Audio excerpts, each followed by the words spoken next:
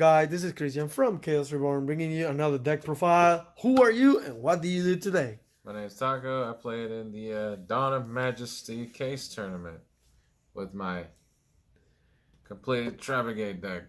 Let's go. I see. This is how not to build and play Tri-Brigade. Why, you ask? Oh, because it puts you X2. That's how. Start with hand At traps. least I got revenge for you. At least. So start with hand traps.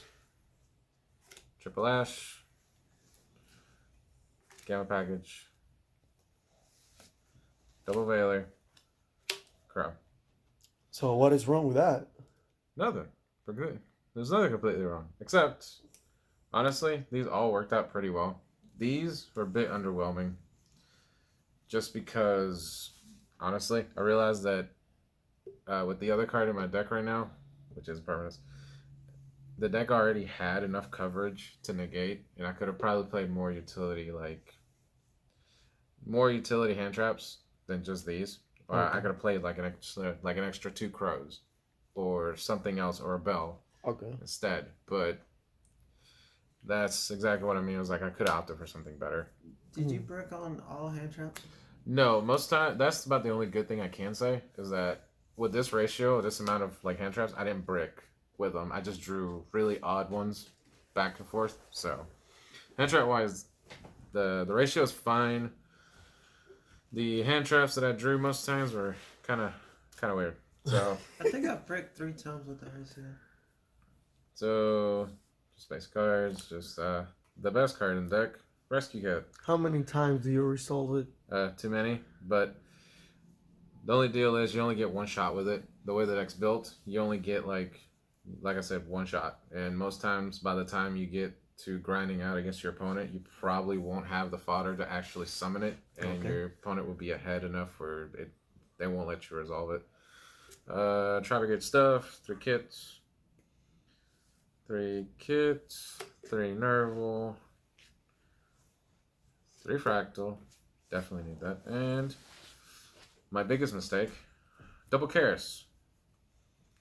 My thought process for this mostly was that everything's cool except for that.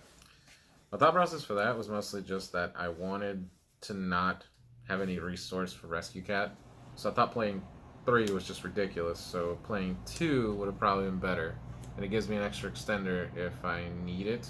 Because if you get Veiler or Permanence for one of your Tri-Brigades, you can have a follow-up as long as you have an extra Beast Warrior in your hand. I have one question. Did you get Lancey tonight?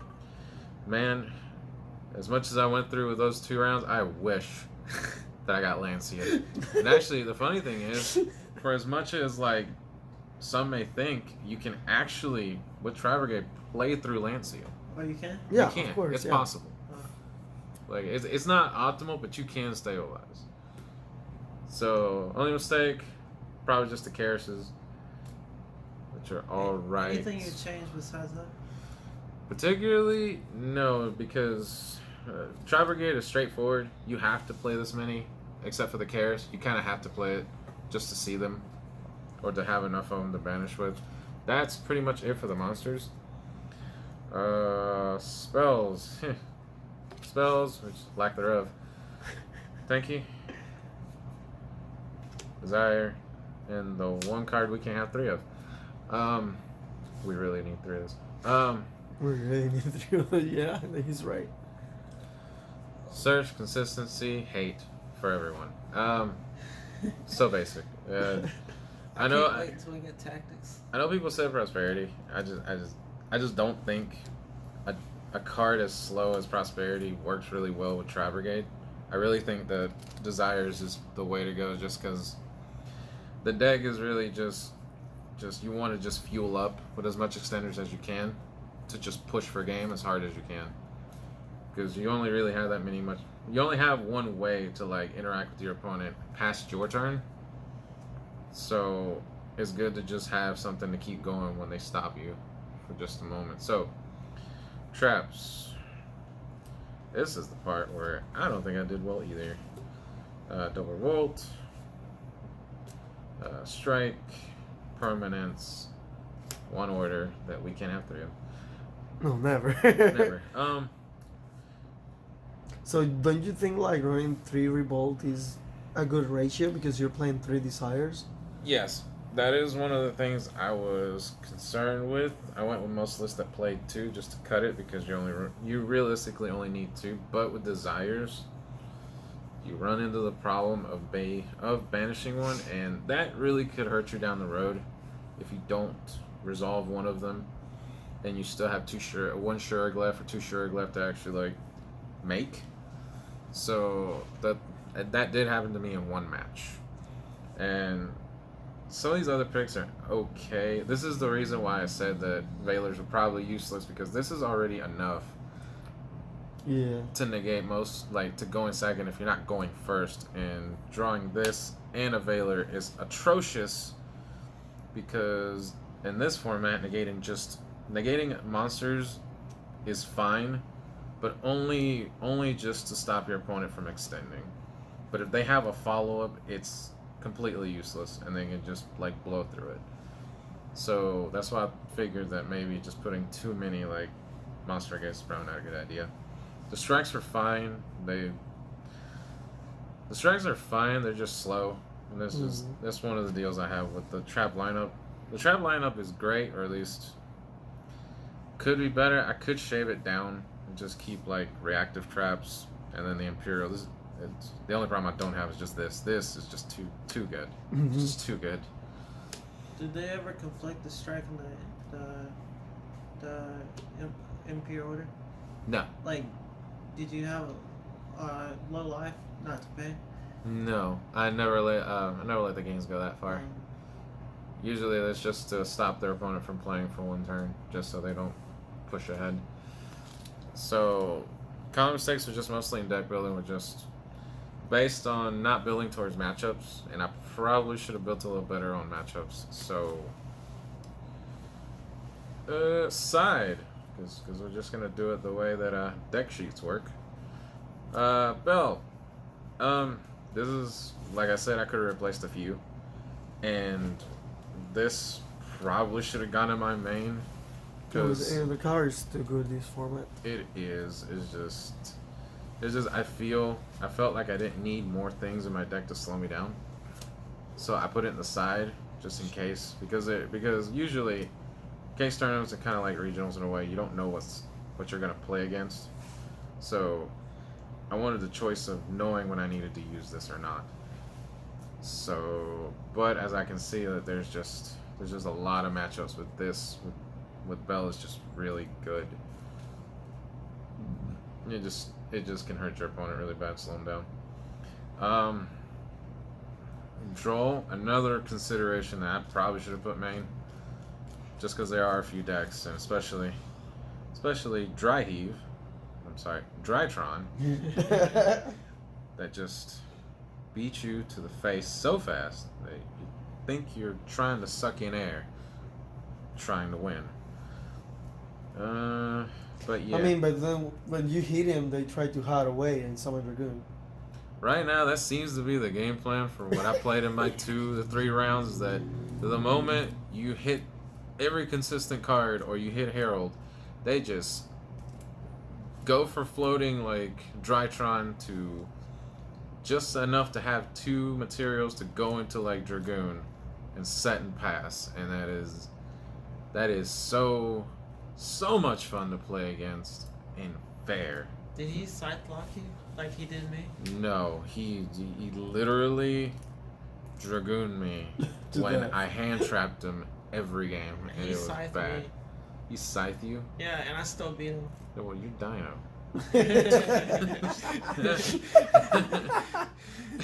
You're dino. So, removal. To be fair, I had the out for Call by the Grave, but... To be fair. Yeah. You're playing Dino. You're playing Dino. Yeah, you hurt more. Yeah, they're hurt more. So, removal.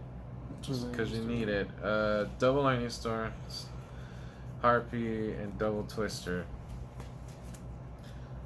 Cards are so useful in the best way. So, since it's kind of weird for you to go in, like doing OTK for when you're going second, you don't like evenly match?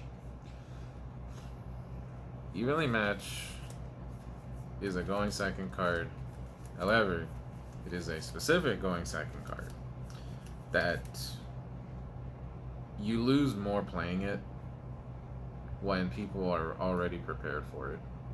Right now, even people side Red Reboot because they don't want to get even lead, and they play Judgment so they don't get like blown out by stuff like Lightning Storm or Harpies and stuff like that. They literally take half life just so they can keep a stable board. Like that says a lot about like playing stuff like that. So with that, Oh, I got double evenly today. yeah, evenly is good when your opponent's not prepared for it, and when you use it and you get it countered. Not only do you lose a card, you lose an entire part of your turn. So now you can't actually hurt. You can't damage your opponent. You can't follow up. Now you're behind. So I like it, but I don't like it that much. So I mostly push to removal because most people are really just pretty much setting like utility cards.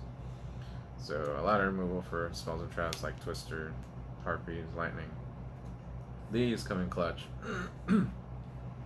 against rogue matchups. It's just really easy to clear boards this way. It gives you the choice of whether you need to clear monsters or clear spells and traps. It's one or the other. Most of this is mostly just second.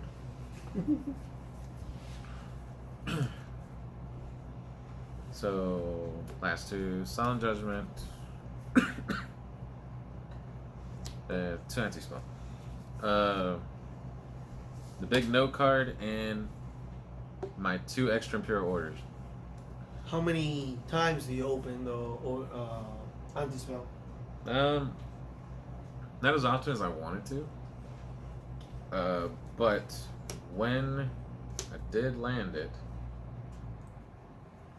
it was pretty good. No, someone summoned a ghost. Literally. So it's not as much as you wanted, but this really hurts. A lot of the like We're having power outages here. really spell strong like decks. Yeah, so like I said, it's like anti-spell is really clutch. It helps when you don't draw the busted one. This is the big no card, which lets me just keep really unfavorable plays against my opponent. So they try to twister me or something, they try to like harpies me. I was like, nope. Force the or like most people do, they force the Judgment. no, the revolt. The revolt. They try to force it. They try to remove it, and I just judgment. I know it's risky to pay half your life most times to stop it, but just to stabilize and get a play to keep them further behind is probably pretty good. So my whole deal with the side is really just mostly just cards I didn't put in, which I probably should have opted to change these around and put more stuff that is a little more diverse. Like this is fine. It's these 6 cards that I probably should have mixed around or put into my deck. Which would you run Dark Roy? Not in this deck. Oh. You don't grind very well with Tri-Brigade. You can do it. Yeah, but it's not optimal. But it's not optimal. You won't last against something like VW, Virtual World. You won't last because they can outgrind you faster. And that can negate your stuff. They have a lot of ways to negate and pop stuff actually. Chue. So yeah. So Chuje. So yeah. There are other decks that can grind better than you. Tri-Brigade has the tools to be very consistent to OTK and opponents. Yeah, not only that, in some virtual worlds they're actually playing the Kaliga variant. I heard about that. Yeah, and then they're like you can only use 1 attack and then 1 effect. Yep. So it's like So they lock you out until they have enough virtual worlds. Yeah, no, they on their turn they turn it off with the spell. Yeah. Oh, I get it. So then, okay. Yeah, that's how they win. Gross. Yeah. That's gross. So now, the best part of a Yu-Gi-Oh deck, the extra deck. Mirage is really honestly this whole deck is just basic Tri-Brigade stuff, shake and bake. Like, it's not even, it's not even that special, but just some ratios and mixed around. Mirage to like clear clear kit or clear any of them when your hand's bad. Mirage is really good to fix that unless you activate their effect to add. So you can float one. If your hand's stuck, you can just send. You can normal summon one, link it away from Mirage, and then you get the effect to send. And if you can get your hands on a Kuraz, Kuraz and another Beast War, you can follow up a play to play another Tri-Brigade, so you can banish to continue your play. 2 Fairy Jet, and 2 Bear Blossom. The deck list I took this from was one of the remote dual SCSs, and he pretty much laid out the fact that if you're going full link, you don't really need that many spaces. You don't need that much utility, so you might as well just go ahead and opt out to put 1 extra of each, because you're gonna need them. You're gonna need them. The where to hit Tri-Brigade is really obvious, so most times it's better just to have it. And because if your hand's awful, like really awful, you have to like link into getting these to get to get something to sit on until you can stabilize just a bit more, or the draws, or to get the trap, or to set up one for your banish. Like, having the extra really helps out. It eats a little more space in your extra, but trust me, you won't miss it. Rugal for the link 3. So the plays facilitate this guy, and is actually good because it puts an extra body on board. If you don't already have a setup, he is good to just sit on, just to go into. And 2 Shurg. Some people said 3 Shurg. I was like, that's a religion I can believe in, but I don't have the space to do into that. And now utility Tri-Brigade stuff that you can only summon through the monsters. Honestly, Ancient Double Dragons and Desperate Doom Eagle. I like this card. This card is really good. You can actually send stuff from field also to activate its effect to float one. That's pretty good. So you can take your Tenki and just blow it, and then you can blow something back. Okay, I know this has been here since day 1, and I get it. Or maybe I don't, but like you really have to land this thing really early in the match for it to even matter. Like, there is no way that you can get this to 4,200 ever, because the graves are this format are just full full of cards, and that's why I see some lists that actually don't play. And, it's personal player preference, but I think some of those players actually play the Zodiac variant. Yeah. Which that way is fine, and honestly, it works. If it does exist, it gives you opportunity for it to work when the graveyard's low enough, but it's just not good. And I wish it was really something else. I might cut this just because I don't think it's very good. It's an extra space for something you could have in your extra deck, but you're hoping that this becomes useful. Yeah. And then how fast you have to be to actually land this to make a play on a following turn, where you can literally make all your stuff on your next turn to even play this. You can already make an entire board to OTK your opponent plus access. Honestly, it doesn't pan out too well, so I might cut this one because I looked at it and I was just like, I don't need this. And speaking of access, stuff to go into access. Unicorn. That's just the in-between, which is really good. Let you go in. Let you float to go in, or set you up if you don't have the Rugal, set you up to go ahead and go into access for the link 3 for the extra attack boost.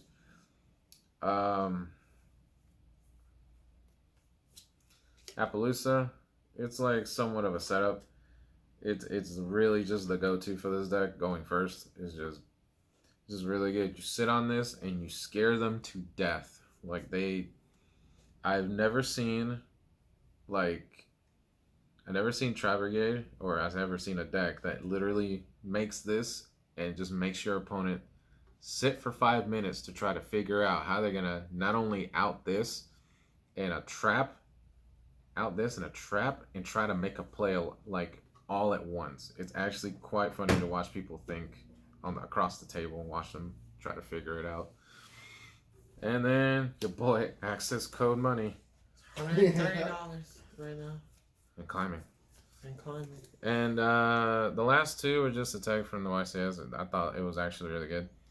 Lambda and Omega. Okay, so pay no attention to Omega because I know he's a 28B stick that has, you know, Yugi fame, but whatever. Don't pay attention to that. Lambda. This right here is almost like Verda in a way, where you can literally throw two monsters you can't use, and when you've been like taken out pretty much, and you have no more plays, you can literally take your resources and make this, and if you have an extra gamma in your hand, that's just dead. That's so good. Yeah. You just sit on it and literally put something in front of your opponent that they have to deal with now. But if you land the gamma and use it, you can make Omega and then go get another gamma. I mean, now you have a 28B stick and this thing. So I know this is a long video for like an X2 deck at a case tournament that literally fell apart because of bad ratios. But what I would say about Tri-Brigade is that it is a fantastic deck. I'm not a fantastic pilot, but your ratios of generic good cards are probably the things you have to actually pay attention to and building around it, because the deck can only do so much on its own. Only That's until it runs into all of your generic cards. You don't That's get the true. smart package?